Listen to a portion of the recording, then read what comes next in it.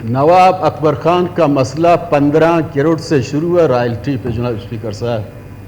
जब वो चीज़ें नहीं मानी गई, एक गलत एक्शन जब हुआ, अभी महीने में 15 अरब रुपए खर्च किए जा रहे हैं।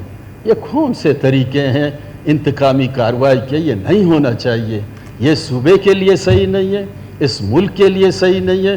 किसी को ज़ाती दुश्मनी मुझसे है तो वो मुझसे इंतकाम ले लें। ये हमारे हल्के के लोगों से जो उसकी 5 लाख आबादी है, इनसे क्या दुश्मनी है? इलाके में पूरी मशीनरी चेंज करके हमें पूछा नहीं जाता है। तो इधर असेंबली में हम बात करते हैं, हमारी माइक बंद की जाती है।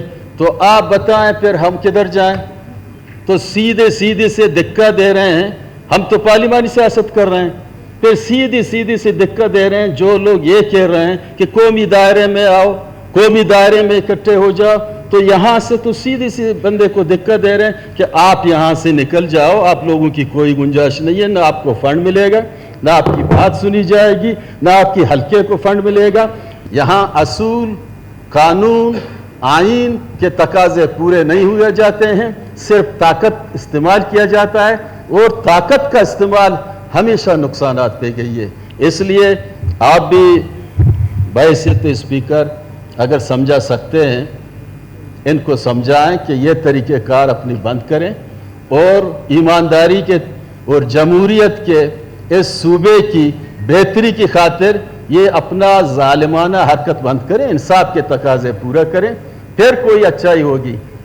ना तो कभी ये न समझें कि ये फंड को रोक के इलाके में हम विक्टिमाइजेशन का शिकार करके बाद में यही पोजीशन होगा, असद बलोच आएगा कि खुदा के लिए भाई हमारे फंड क्यों रोके हैं।